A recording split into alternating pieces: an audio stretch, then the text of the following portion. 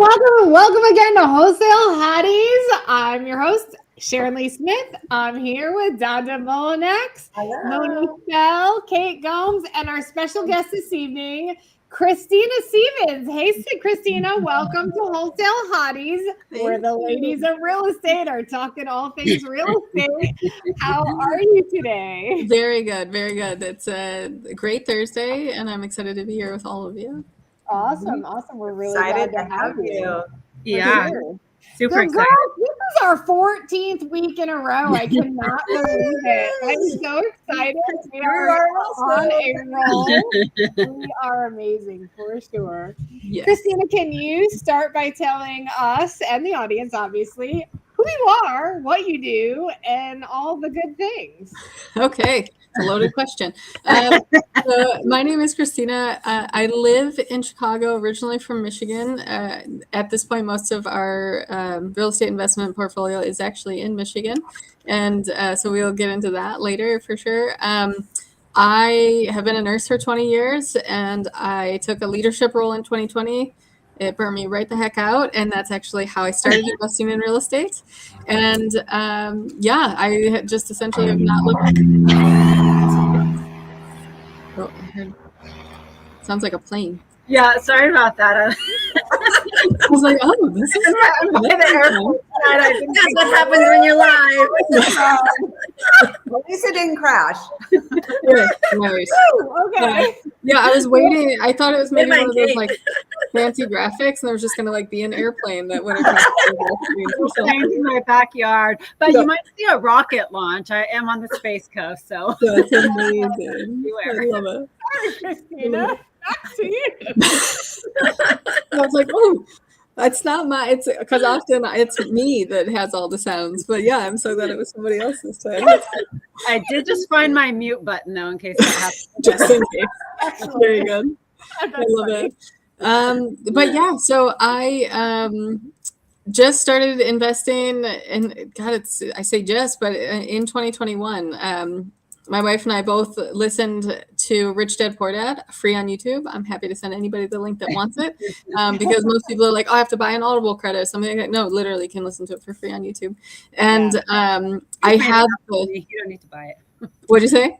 He's made enough money on the book. We don't need to buy it anymore. There it is. Yeah.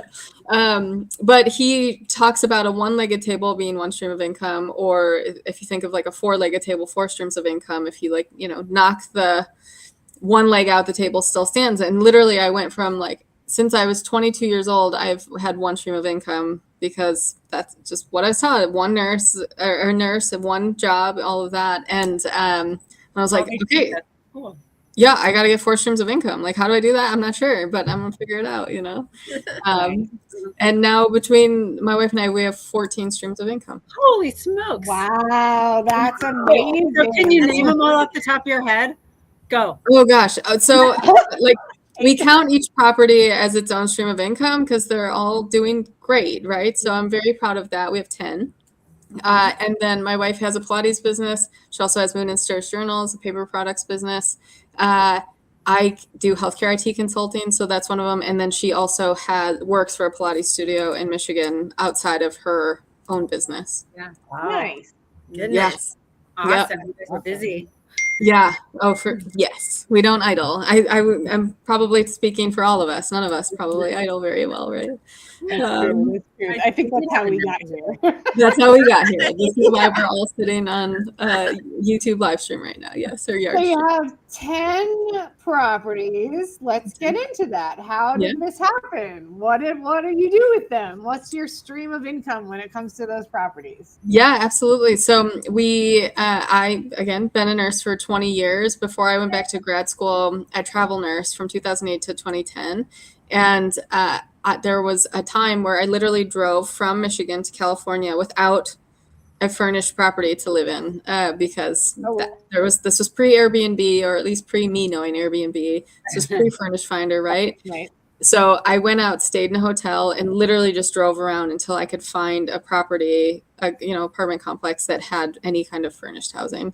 So very stressful. And so when we decided to invest in real estate, midterm just seemed to be the right answer. It's something I already could identify with because I needed it. And it gives me an opportunity to, well, the vision was to house traveling healthcare. I will tell you, 3 years in this business, we've had one nurse for 1 month in 3 years. Everybody else has been something completely different.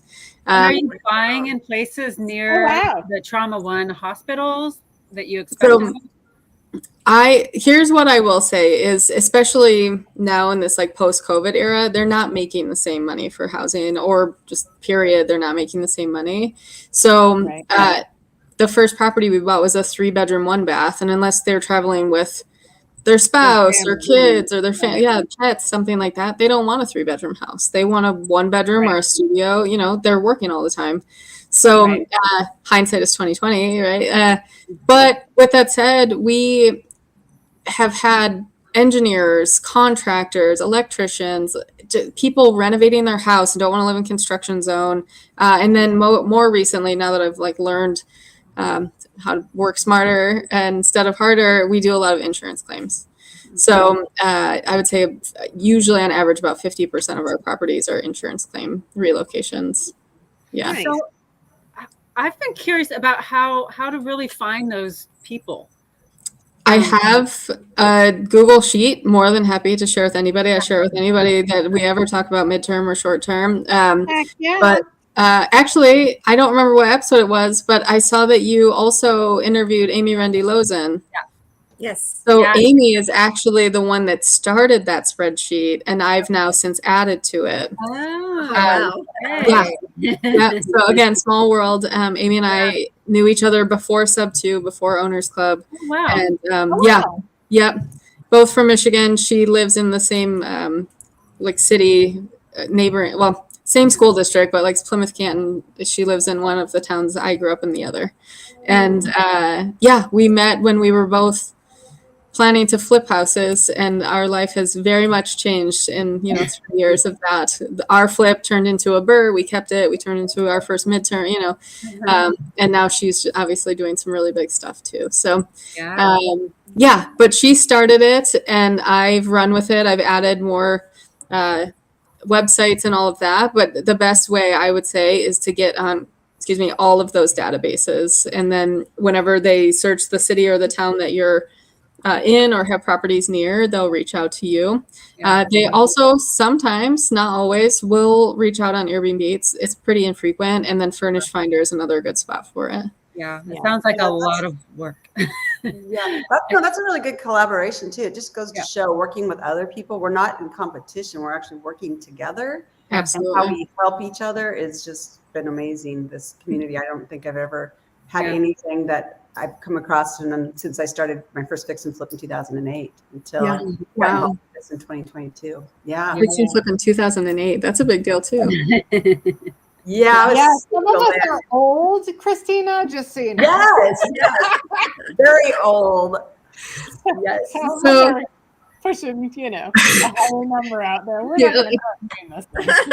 Listen, we can talk about that too. You can talk about anything. So we're like that age just right there. So no, 2008. Like honestly, if I were in a position, I was, I started grad school in 2010. So if I were in a position to buy when we were going through that recession, I would have 100. And I was smart enough. I wasn't. I was thinking, God, there's probably a lot of people really struggling right now. There's probably also a lot of people making a lot of money right now. I wasn't part of any of it. So I was renting, preparing for grad school, essentially. When you're buying houses, then do you specifically look for certain areas that and what would that look like to buy for something specifically for midterm rentals? I mean, is it a neighborhood or housing? Like, how big is all the things that go with that you're looking for? So our first one that was a flipped turn midterm rental. I haven't figured out a fun name for it yet. Like some people talk about Burr and B. It's different. We, full transparency, took a complete leap of faith. We had no idea what we were doing, and thought if it doesn't work as a midterm, then we could look at short term, but we really didn't want to. And if we have to, we'll make it a long term again. It can work as a long term too. And I continue to speak over and over. I was just talking to a friend earlier today that if it doesn't work long term, please be so careful. Like, you really have to know your market to do anything mid or short without knowing that you have a backup plan. Just of I think that's so key, and a lot of people skip that over. If it doesn't work as a long term, it doesn't make sense to do at all. Yeah. The short term or midterm is just icing on the cake. Correct. And so it doesn't make sense as long term. It ain't going in my portfolio. That's that, right? Yeah. You know? Exactly. Things change. You might have to go to long term, and then if it doesn't make sense, then you're in a bad way. So exactly. I have that. Well, I mean, even just as you said earlier, Christina, about the housing, what nurses are being paid now for housing and stuff has changed in just 2 years or so. 2 years since COVID, you know. Yeah. So even that alone is just not reliable anymore. Yeah, I mean, really staying nimble is so important, because it really, anything could change, you know. And so then with that property, we just took a leap of faith. Our other property, we honestly planned to make that a long term. We thought it's a like B- C+ neighborhood. This is gonna be a perfect long term, and our cash on cash return as a long term was 22%. So grand slam by all sense of the words, right? Yeah, and we hired a property manager. This is when I was still in my leadership role and working a lot. So hired a property manager. They did absolutely nothing for us. We made no money for our first year. So again, like, we're not just going to talk about our successes, right? We're also going to talk about some of our tough times. We've literally made $0 on the house for the first year because of a bad property manager. So another takeaway, please vet property managers. Please make sure you're hiring well, because they will make or break you, really, honestly. How did you find that one that didn't work out? Like, what made you go? This is one of those, and I think that probably all of us have some type of experience in this, but he was the one all over social media. I'm amazing. Look at all this. I do that. Success. Yeah. And it was, and I went, he had an in-person thing. I went to it. He spoke at some local RIA events. So I was like, oh, he's well-known. Yeah. Nope.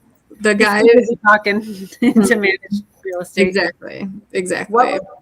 What would you do to, maybe the top 3 things they should ask or look at when they are looking for a property manager that might help them? Good question. Great question. So I would start with, tell me what your property management team and portfolio looks like. Are you able to handle the amount of properties that you currently have? Are you hiring? Are you, like, what does that look like? Are you able to retain staff? I feel like that's property management is tough, right? And so if you can't retain staff, and then now my property is going without because you can't find property managers, this is a problem. What is the worst thing that you've been through, and how did your team handle it? Who is the person, if I have a problem, who's my direct contact? Because, he was the face. He wasn't necessarily the guy behind the scenes. And also, how long have you been in business? Can you send me some references of people that you do property management for? Because now, of course, right, hindsight, there is an entire group of, I think last time I looked, 1,200 people that all have had some kind of experience, either as a tenant or as a landlord with that property management group. Oh, wow. Do they have Google It's like reviews? a whole interview, like you're interviewing people for a job or something. Right. Right. I love that. Yeah. That's actually a good question. I've not looked to see what his Google reviews are. I should. And maybe also leave something. Definitely. But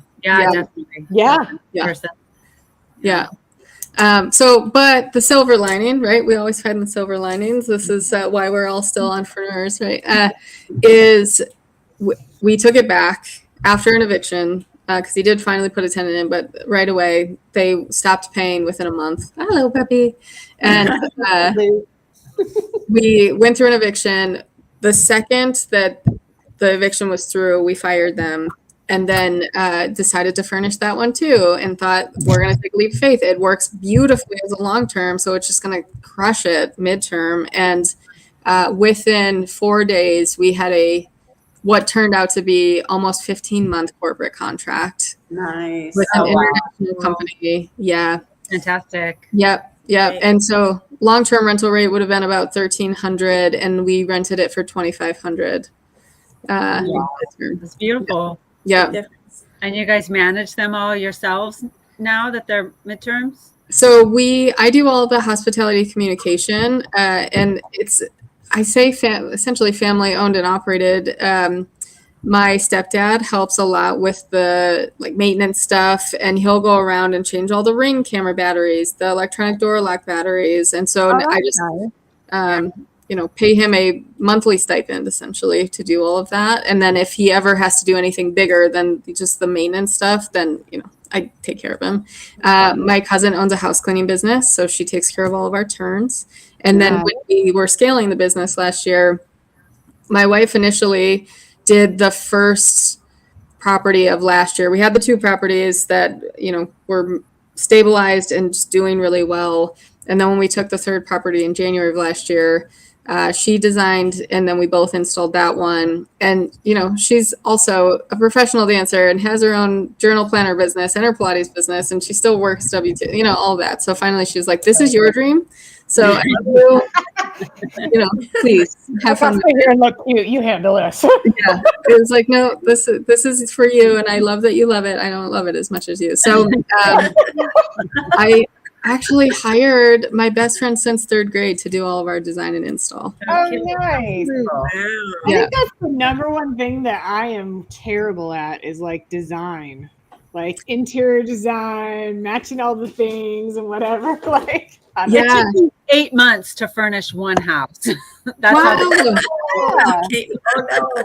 All right, we're gonna put her in the spotlight, and we're gonna talk about this because holy man, Wow, 8 months. Yeah. There it is. Okay, Kate. Down there, please. What are you doing?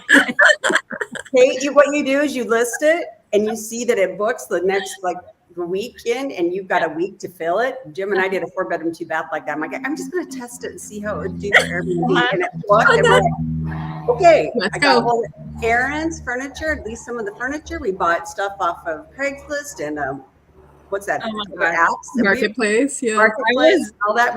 Jim had So picky. I would buy or order 3 sets of sheets from Amazon and then return 2 of them, or maybe return 3 and then go to a different store and buy another one. Oh my god. You put the pressure on yourself, and you don't have a choice. You just do I'm it. hiring somebody if I ever do it again.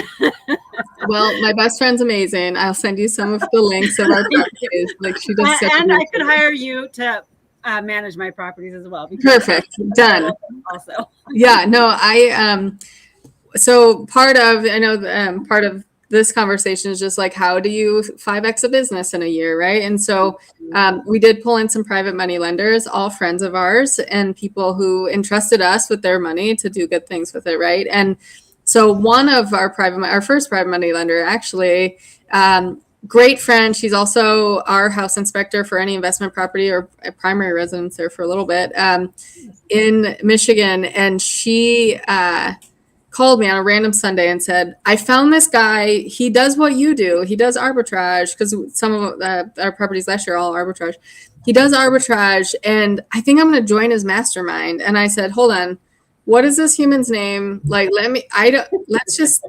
talk about this first. Slow down. Yeah. So she gives me his name. I've never heard of him. And not to say I'm an expert in, midterm gurus or masterminds, but Right. I would like to have at least heard about him at least once. And so I do a little research while we're on the phone. And I said, can I just ask, you're really busy. She's a house inspector. She does sometimes 7 days a week. And so I said, do you have time to just take in evergreen courses and go to his weekly or monthly calls? What's the goal with joining him? She's like, I think what you're doing is really cool. And I said, okay, I have an idea. I'm going to at least throw it out there. You can tell me what you think. And I said, why don't you be one of our private money lenders? I will now make you money in your sleep, so you have a second stream of income. Okay. And I will literally teach you anything you want to know anytime. You can show up. You can come help install things if you want to. It's up to you on our next property. Whatever you want this to look like. We'll have weekly calls. I will tell you all the things that happened that week, all the good, all the bad, and you can ask me anything you want. She was like, oh, I didn't know we could do that. She's like, yeah, okay, let's like send me a contract. Let's go. Literally same day. We had it like all squared away. And so now she's been our permanent lender since the summer. She called me a month ago on a like random Tuesday. She just like FaceTimed me and she's like, I have so I've had a light bulb moment. And I said, tell me all about it. And she said, I don't want to do what you do. It's so much hospitality. Yeah. It's so much making sure guests are happy. That is not me. And I really appreciate the fact that you helped me find that. So I didn't go spend a ton of money with no return on investments to not do it. Yeah. And so she is now going to be a part-time, because she still has a full-time job, fix and flipper. And she loves that. You know, she's a house inspector. She's so good at houses. But she's like, I'm not a people human. Like, that's you. Not me. So, many lessons. Sometimes it's so nice to find those people that. Yeah. It's so nice when you find those people that we can connect with and do business with and not feel like we're competing. Yeah. Yeah. And I think that was actually the biggest, when I was in my leadership role, there was so much scarcity within the, hello, you got spotlighted again. Oh, what happened? Hey, what did you do? There. I just love myself that much. I only want to look at myself. No, airplane. Another airplane. She's like, I tried to mute. Instead, I made myself full screen.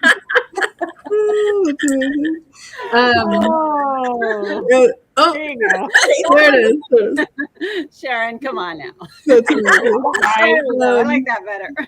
But yeah, in my leadership role, like there's just so much scarcity and people like, oh, it's job security if I don't play all my cards, you know? And I would come home at night and get on some of these, you know, COVID, end of 2021. So I'd get on all these virtual networking events. And I'm like, God, everybody's so willing to help and collaborate and just share their knowledge, and they're just so excited to like get newbies to their next step. And I was like, so I spend all my day in a scarcity mindset, and then I get to come home and just like be surrounded by abundance mindset people, and it like literally is what got me through my leadership role.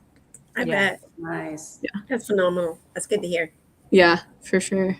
I think that we're all in that same space. Like we want to continue to just like help people and inspire and empower, and especially women. That's a big deal to me for sure. Absolutely, for sure. Yeah. So how'd you get from your first couple to 10? Again, not everything is not rainbows and butterflies. So we had the 2 stabilized. Everything was good after the eviction, you know, all of that with the property manager. And then in 2023, I had been learning about self-storage since 2021. I joined a mastermind for self-storage. That's a whole other ball game. So I promise it's a full circle moment. Okay, so 2023, we had the 2 properties. They're stabilized. We're happy about it. And then I thought, okay, I'm going to like blinders on self-storage. So had a partner from my mastermind. We underwrote 160 storage facilities. We put offers on quite a few of them, had a few under LOI, a few under contract. And of course, you know, as Pace says, buyers are liars, sellers are worse. We'd get actual financials or taxes or whatever, and it was all lies. So by the end of 2023, I owned no storage. All I had were my limited partnerships in multifamily, my 2 houses, and thought like, I have nothing to show for this year, and I kind of hate it, you know, like I was hoping for some like wins. I was really hoping to like get to a bigger, better place by the end of the year. So when that didn't happen, I sat back, reflected on, well, what am I doing well, and what could potentially I do better at? And I thought, I'm going to scale my midterm business. So yeah, we went from 2 at the end of 2023 to 10 by October of 2024. And like through arbitrage model. And then in October, I'm co-hosting one here in Chicago. Everything else is in Michigan.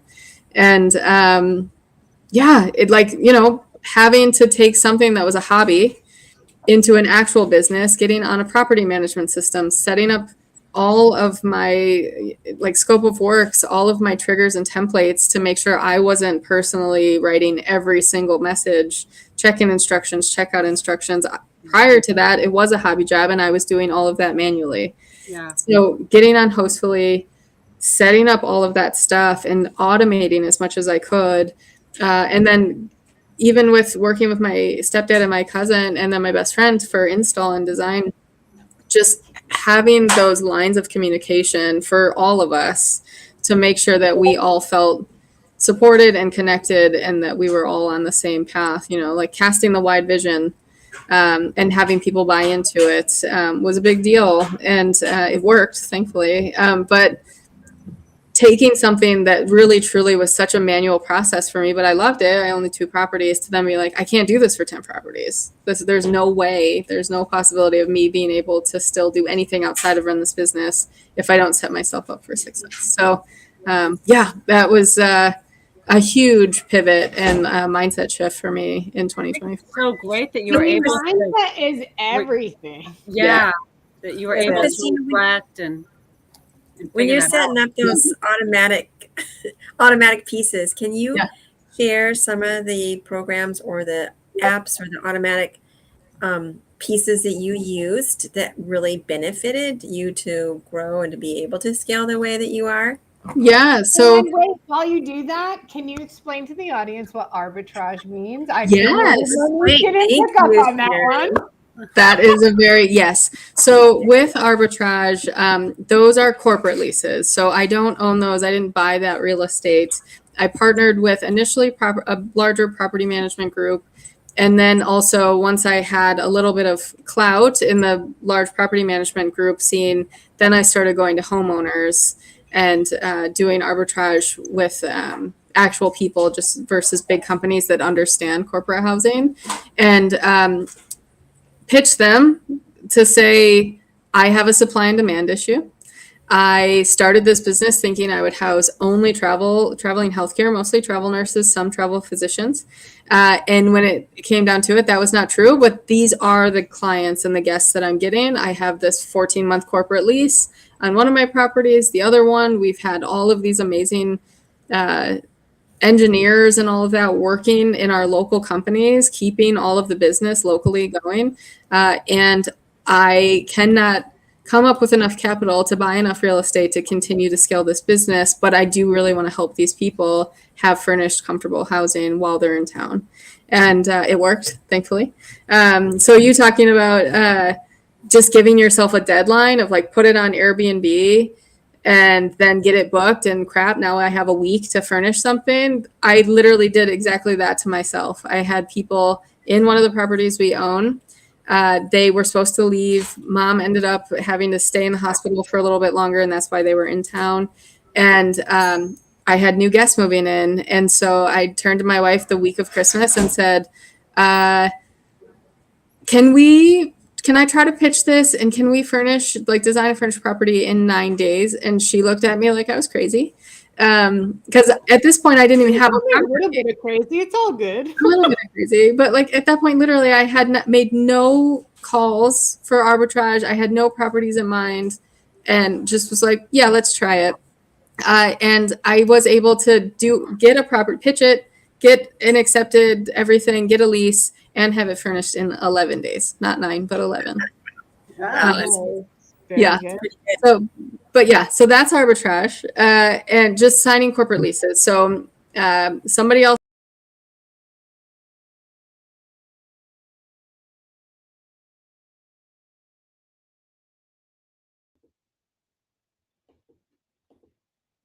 I don't know what happened, but we're going to get this back on. Hold on. Oh, that was odd. I don't know what happened. I am. We're coming on back one at a time. Slowly but surely. There it is. That was weird. I don't know what happened. Kate dropped off. And then anyway, let's get started. Say that again. So I sign a corporate lease, and nobody yet has tried to ask for more money than what their long-term rental rate is in this situation. And if they ever do, fight it, because you are managing more active hospitality because you're doing 30+ day stays on top of you're handling everything. Even if there is something, you know, with these bigger property management groups, like if the furnace went out, that's on them, not me. But I'm still going to get that initial call, and I'm going to have to go move them into a hotel if it's the middle of winter, things like that, right? So like you are doing a very active role in this. Right. So hold them to the long-term rental rate, which is what we've done. And then as far as pricing goes, obviously every place is a little bit different, but kind of the metric that we ran with is for midterms, we would be at 2x what the long-term rental rate is. And 2x, not including just either our mortgage or the rent, but also utilities and Wi-Fi. So like our first arbitrage rent was $1,750. You add Wi-Fi's utility, and then, you know, paying all of my people, my cleaners, my property manager, all of that. So we work it out to worst case scenario about $2,000 a month, and we're renting those for $4,000. So, and staying occupied. Like I actually had a turn yesterday, same day. Some family moved out, and then new people moved in the same day. So yeah, that's arbitrage, is signing corporate leases with property management groups or homeowners, and then you paid them the long-term rental rate. Also, we get, in addition to the properties that we own and having just regular insurance on the house, we also have a specialized insurance through Proper. It is expensive, somewhere usually between $100 and like $140 per property per month, but there's so much protection, including bed bugs and things that normal insurance doesn't cover. So that has been good. Yeah, that it's just peace of mind. The numbers work, and it's better to just have that peace of mind. And then yeah, I forgot where we started, just because we went back to like what is arbitrage before we Monique, sorry, question. Monique. What was your question, Monique? Yeah, I was asking about the what types of programs or apps or things that you use that you set up for automatic, so you're not manually running around doing everything on your own. Yeah, absolutely. And Team. and with my team, right? So I cannot just do anything half-assed. Sorry, I hope I can swear. Right. Like even Steph and I were gonna go camping, and I wanted to buy the best tent. This was years ago. Okay, I spent like 3 weeks researching tents before I finally like bit the bullet. Right. So like when you think about now, I'm trying to like pick properties to, you know, arbitrage. Yeah. So when I went to what property management system I wanted to use, I went, you know, there's a few midterm rental experts, right? Jesse Vasquez is one of them. Vivian Yip is another. I first went to see what they're using. And then Vivian Yip at that point was really, really like owner-res. So I did their 14-day trial. I'll tell you, I didn't like it. I actually hated it. It looks almost like the MS-DOS version of property management system, if you ask me. With that said, it does have a lot of features, and if you can get past just like the look of it, I do think it's a good system. But ultimately, I went and watched a bunch of free demos from each of the property management system companies I was considering. Guesty, HostAway, Hostfully were my top three. I did choose Hostfully. I've been with them now for a year. I actually really, really like them. They have Monday through Friday office hours every single day. I have a customer success customer success manager. She reaches out every 2 weeks just to make sure everything's good. My first 60 days, I had a person that helped me set up all of my automated templates and triggers. And some of it is, you know, if the pre-arrival form and the rental conditions are signed by 14 days before they move in, then this thing goes out. And if it's not, then it doesn't go out, and it sends them a thing. Please send out, or please fill out your pre-arrival form, or please fill out your rental. So they really, truly held my hand, walked me through getting all of that set up. And it's actually different. There's like 16 sites that it integrates with, and Airbnb, VRBO, and Booking.com work differently than everything else. And so we actually had to set up rules or triggers 2 times, because the 13 had to be under one complex condition trigger, and then the 3 Airbnb, VRBO, and Booking had to be set up at completely separate. So I would have never known that. I would have had to watch a ton of videos, and instead I just had somebody there doing it for me or doing it with me, depending on if I'd said I would like to not have you do all of it, because if I ever run into a pickle, I would like to know how to do it. So yeah. Yeah. And I really, truly would say, you know, when we only had the 2 properties, it was fine that I was doing a lot of manual. And on Airbnb, you know, you can set up some automated things. It's nowhere near as complex or comprehensive, though. And the second I finally thought, if I'm turning this into a real business, I need to look like a better business and have a direct booking site and all of that. That was the biggest game changer for us. And that one was called Hostly? Hostfully. HOSTFULLY. Okay. Hostfully. Yeah. Thank you. Yeah. Now, is that where you great. communicate with your team also, or just your property management team? So you can actually set up different, they call them agents or agencies. So they can see when people book, when people move in, they can actually, you can set it up to give them as much or as little access as you want to. So it's my cousin and my stepdad. So they have full access to everything. And so my stepdad actually sometimes will read people trying to book their messages before I see it. Like, hey, did you see this? Like, excuse me, I got this, like, this is my part. You have your part, I'll do my part. Or if somebody has a problem, if somebody, we had a smoke detector that the battery ended up bleeding some battery acid. They tried to clean it out really well and like put a new battery in, and 2 days later it was beeping again. And they're like, hey, we tried to fix it. It didn't really work. And he saw that the same time I did. And he's like, I'm going to go over there this afternoon. Don't worry, I'll reach out to him. So it has been such a game changer. Just now I don't have to be the bottleneck, that they can see when people are moving in, when people are moving out. My cousin, my house cleaner, can handle everything on her end without me having to say, hey, people are moving out in 5 days or tomorrow or whatever it is. And she can just set her schedule up appropriately because she has access to the full calendar. So you don't use Slack, or you don't use like Monday.com or anything. You strictly use this property management for all that communication. I don't use Slack. I was going to say, I guess appropriately so, we just text each other if we need to. And the other thing, and I think that this is a big call out, so if you're taking notes,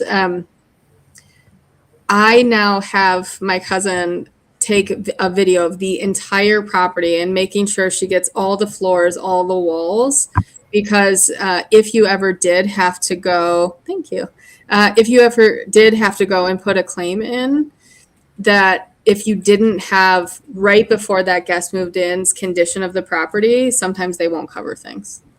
And so make sure, yep. And that was a big deal. We actually, of course, over the week of Christmas and New Year's, there was a leak in the kitchen sink at one of our properties, and they opted not to tell us. And then they moved out on the 23rd of December, I think it was. And my cousin, my housekeeper, went there first. I was actually in town because of the holidays, but she got there before I did, and she said, we have a problem. Like there's definitely something going on. All of our hardwood floors that are beautiful hardwood floors were buckled, and it was messy. Again, we're talking the good and the bad here, right? So I reached out. It was a corporate contract, so a guy who owns a business booked it for his contractors, and so I reached out to him first and said, hey, did they mention anything to you about this? And he's like, nothing, let me reach out. And he said, they did say that the last week they were there, that the floor felt a little squishy. And I was like, you should tell me that when it starts to feel squishy, not, after you move out. Oh, wow. And again, this is an arbitrage unit. So I had her take pictures and videos. I reached out to the homeowner, because this is one that I have a 2-year lease with the homeowner, and told him about it. And he lives in the same city, and said, you know what, let me go assess it myself, and I'll see what I can do to fix it. Don't do an insurance claim yet, because your insurance is going to contact mine, and let's just try to deal with it. And he is really handy. He went and bought, I didn't know these existed. He went and bought moisture wicking mats that were connected to something that literally pulled the water out of the hardwood. I bet Monique knows all about that. I bet she does. Yeah. I do. Monique has I own Go ahead. I own a water restoration company, Christina. So as you're talking about this, it's so familiar. And yes, there's mats that you can put down and fans that we connect to with tubes all over, and it pulls and sucks the water right out of the floors. Not all floors can be saved if it's not fast enough, but yeah. Sure. Yeah, they were so cool. I was so impressed. I didn't know they existed, so now I do, and that's great that your company used them too. But yeah, so he went over, put those down for I think about 3 days, and fixed the sink. The sink where the hot and cold water connections. It was just loose. Like literally, it could have been a 2-minute fix if they just told us about it, and instead, I took the property offline for 10 days. All of that. So. Luckily, they look actually almost back to normal. If you knew about it, you'd probably like, oh, okay, here's like a little spot where it's separated. But it was pretty impressive how well it worked. But stuff like that, and even with the homeowner, I said, I understand I won't go through my regular insurance, but I also use damage waivers. And so this is another part of like the success of our business. I use Superhog. They actually just got bought out by a different company called Truly. Superhog so far has been fantastic. They do initial screens just to make sure somebody is who they say they are. You can also pay extra if you want them to check the sex offender list. So that's something for some people, depending on where your property is and, if they live close to kids and all of that. And so it's just another second layer of protection. I pay $11 per property a month. The guest pays $35, and it covers them for however long they stay. If they're there for a month or if they're there for a year, they only pay the $35. And it's $500, essentially no questions asked. You create the claim, they'll cover up to $500 without any issue. And then after that, they do want to see what's going on, pictures, videos, stuff like that. Yeah. And so, I would like huge takeaway. Please take before and afters of every property if you're in the midterm, short term, probably even long term, obviously space, because you just never know. Yeah. Oh, Kate, I see your mouth moving, but I don't hear you. I don't hear you. Yeah. Oh no. That's why Kate was so quiet. Now we know. Just get really close to the camera. I'll read it off. Yeah, I was gonna say. I think we might be able to hear you now, Kate. Try again. No, we can't. Oh, It like sees that your mouth's moving though, because it lights up your box. Yeah. Right. Oh, that's so sad. When you're talking to homeowners trying to, get a master lease from them, how does that conversation go? Yeah. How are you finding them? Are you just looking at regular long-term rental listings to find them? My initial 2 arbitrages were with a property management group. And again, because she dropped. Hopefully she's getting her mic back on. I made a list of properties within within 5 miles of where my parents live, because there was a decent need for it there. There weren't a lot of even Airbnbs and definitely not a lot of midterms. Oh, Can you hear me? yes. Because I couldn't figure out how to type my question either. I'm glad you got your mic to work. That's good. But yeah. What did you say? I said, finish what you're talking about, then I'll ask. Okay. So I initially thought property management companies are going to understand what I'm going to pitch them better than homeowners initially.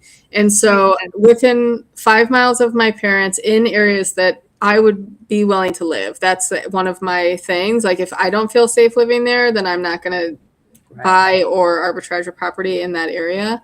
And I made a list of 60 properties. And after making the list of 60, I thought I should probably tone this down a little bit. This can take me forever. And again, I only gave myself 9 days initially, right? Like this was like we got to go. Oh yeah. She's an ambitious girl. Yeah. So the thing I did is both the properties we own are single family, 3-bed, 1-bath houses. And I thought, what can't I offer at my properties that would be nice amenities? So 24-hour gyms was one of them. And then seasonal outdoor pools. Again, they're in Michigan. So seasonal outdoor pool. And I took my list from 60 to 8 and then literally just called the 8. And my first 6 calls were no's and my last 2 were yeses. And it was that I've been a nurse for almost 20 years. I've travel nursed. I told them the story about moving from Michigan to California. And I said, that is why we started the business. And now I have a supply and demand issue. I'm getting way more inquiries than I can handle on things that I own. And I can't buy houses fast enough. I would love to be able to help these people. So I'd love to partner with you.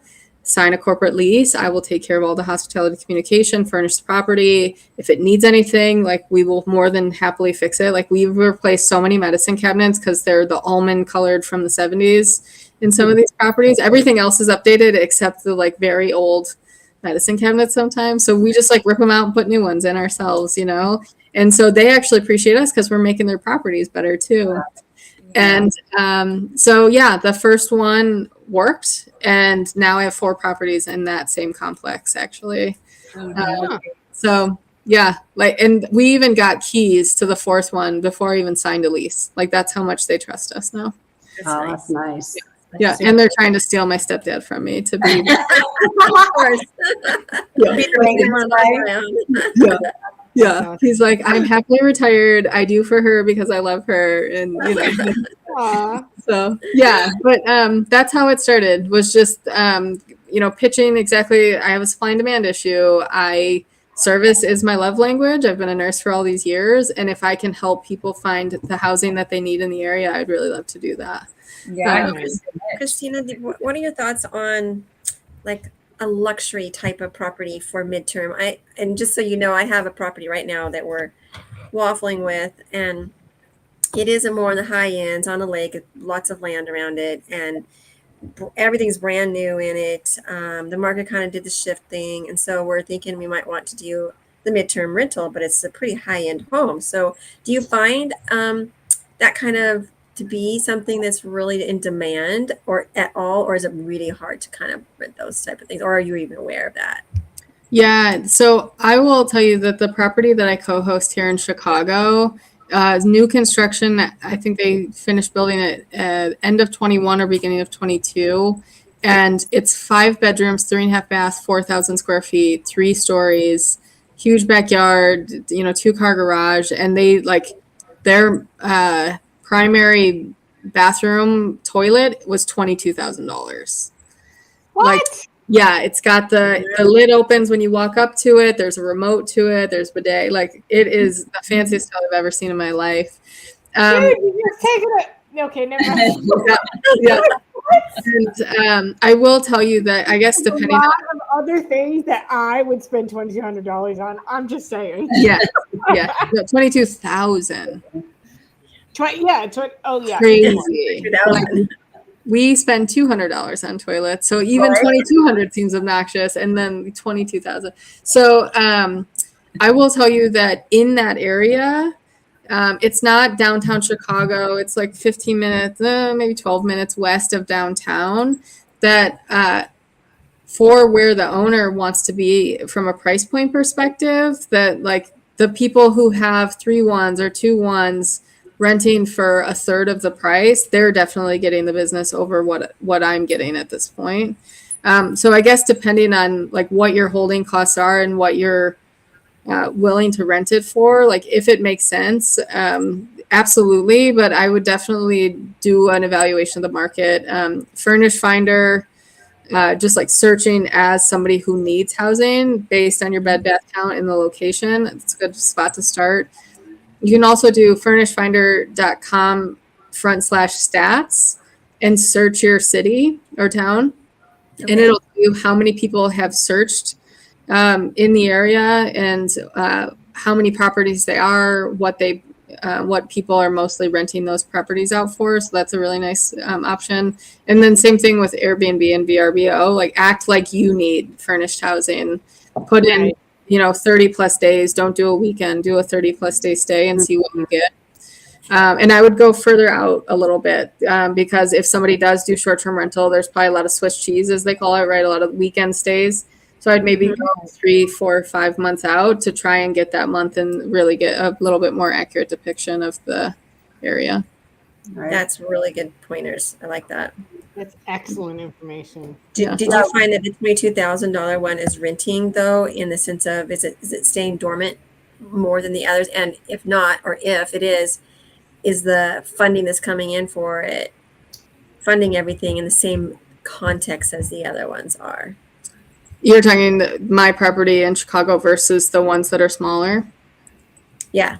Yeah. So I actually have a friend I met through a local RIA here in Chicago who just bought a 3 units, a house hack. And he furnished after talking to me, I influenced him that he should furnish his properties and turn them into midterms. And so he did.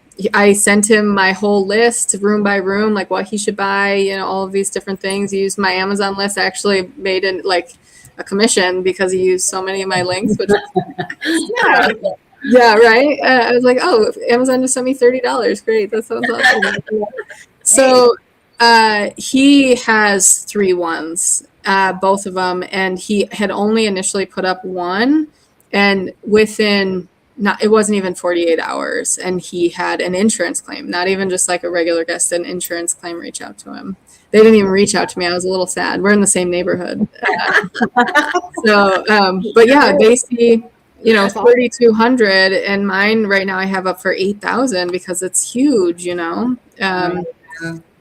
yeah, so again, if from a carrying cost and then just a market supply and demand, if it makes sense for where you want the numbers to be and all of that, definitely, I'd say go for it. Is it already furnished? No, we need to do that. So it needs to get furnished. Okay. I'm kind of excited about doing that from scratch, although it's not my thing necessarily, but I know kind of what I want, but I don't know where to get all the stuff. So that's a whole nother gamut in itself. So I want your list, Christina. Yeah. And again, you can, my best friend really did such a beautiful job. And so I need to actually add some of the things she has put into our properties. And one of the things I had to tell her is, I trust you. I love you. I trust you. Like, you got this.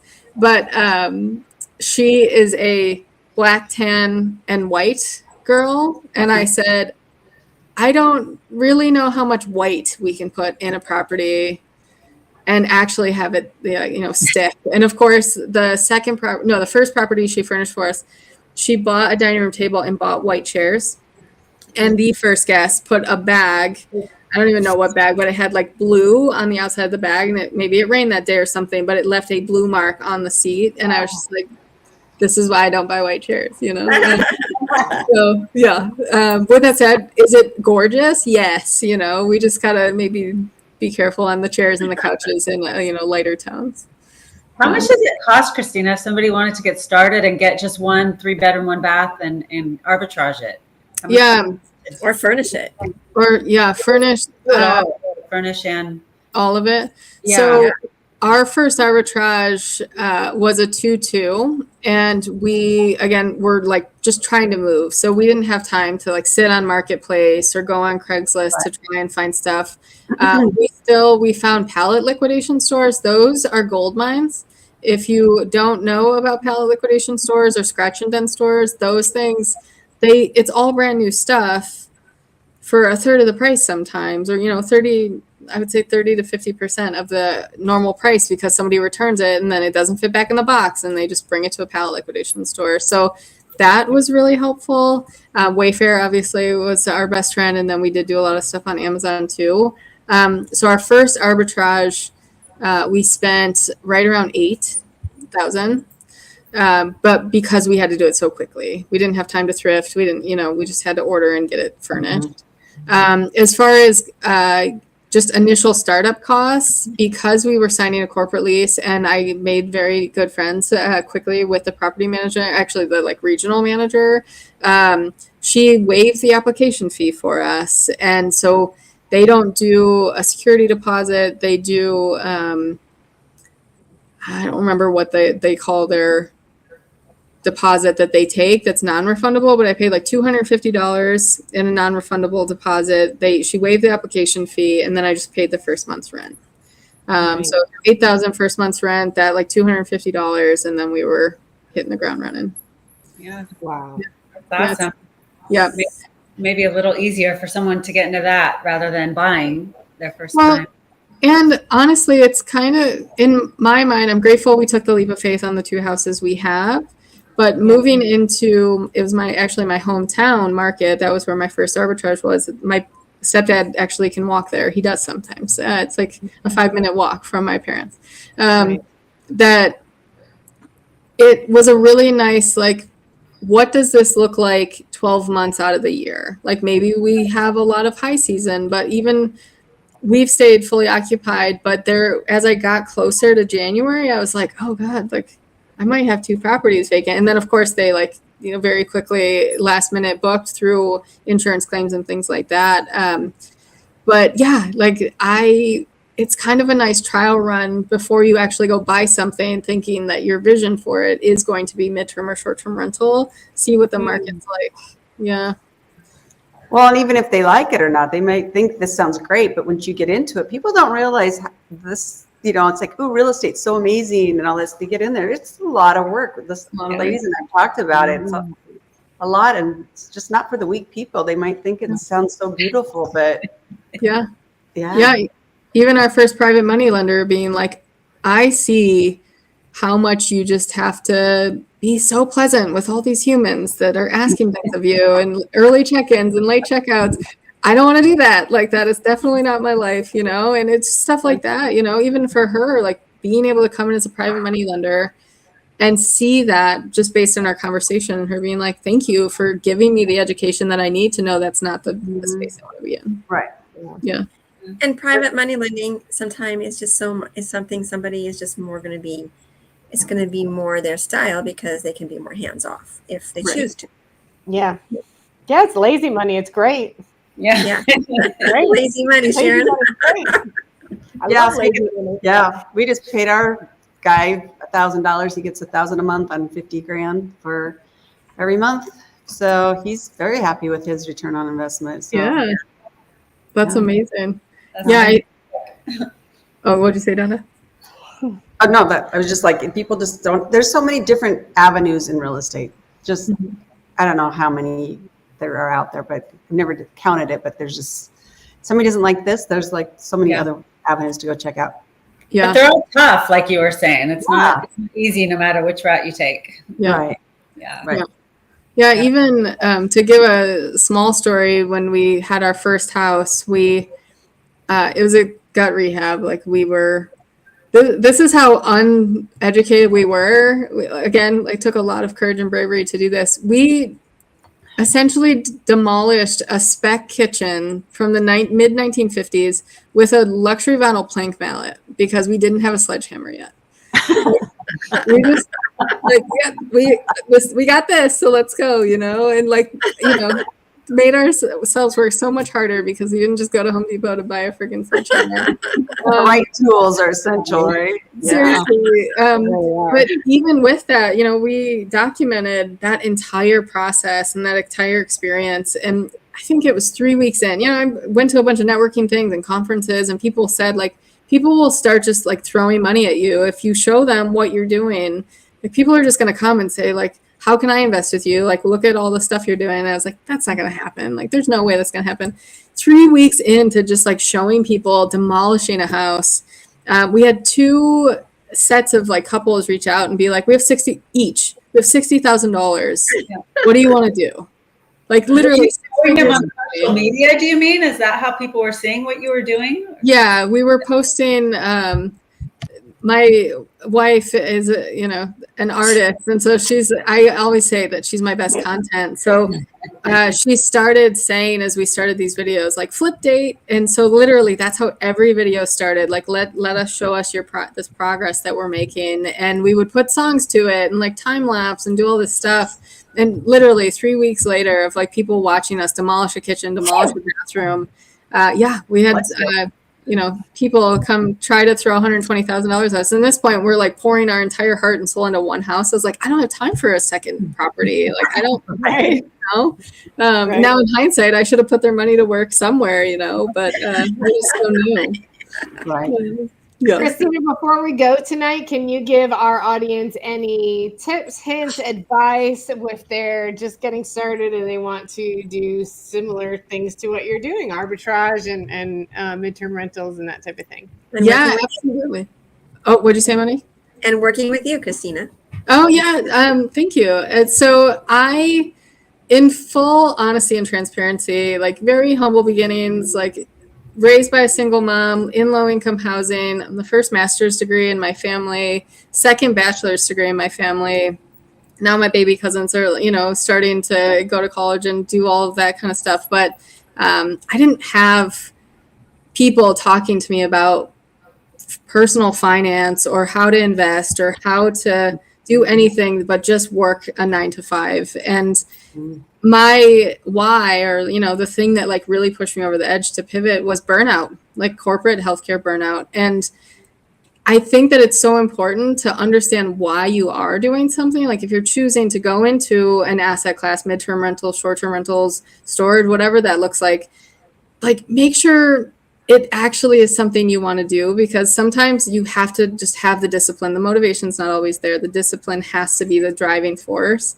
And being burnt out is what did that thing for me. Like I got to a point where I literally too many times said, like, what if I never wanted to walk into a hospital again? Like I've done this for all these years and I love service and all of that. So part of my why in the midterm rental space is service to people still. And so it's still very fulfilling and something that I can do and give back still, but also allow it to afford me options in life and not make me do a job or a profession that doesn't really serve me or fit me anymore.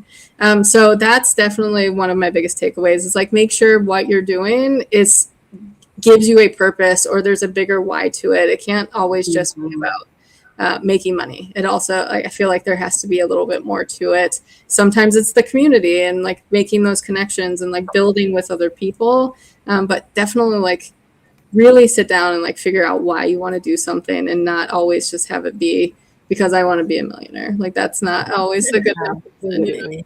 And if that is your reason and that wakes you up every day and makes you work from 5 to 10 p.m., good for you. Like, I'm very proud of you for that.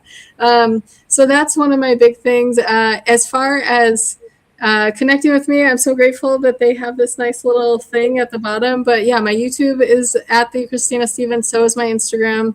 You can find me on LinkedIn too. I think my profile name there is Christina Stevens, CRNA, because I'm a nurse anesthetist. And yeah, Facebook, you can find me there too. I think I'm a little more hidden on Facebook, weirdly, but I'm definitely around.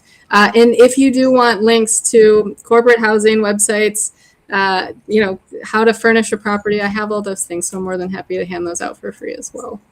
Awesome. Thank you so much. Christina, this was such a great episode. I've really enjoyed. I was taking notes while you were talking. So I've really enjoyed having you on. Learn how to lie right here. I love it. I'm on my phone. I'm like trying to pretend I'm not texting, I swear. Can I do one more little plug, I guess? Sure. Yes, absolutely. I just last week got to go with Tori Dunlap, who has the podcast and book Financial Feminist, and she also started a community called Her First 100K.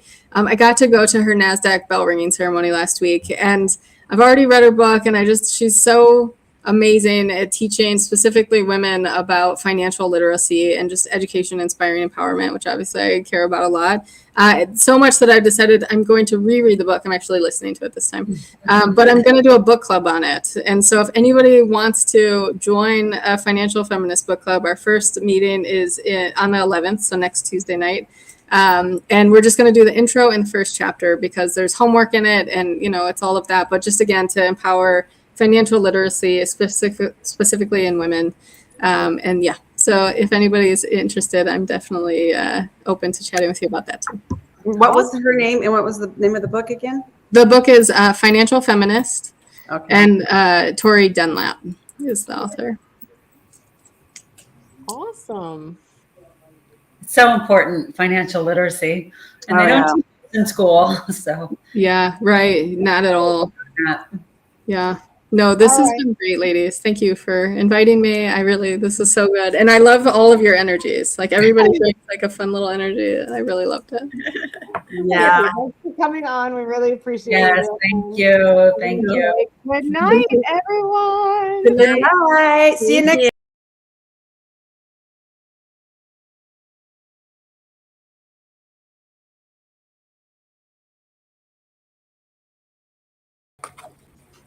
Hello again. Yay! Another successful one.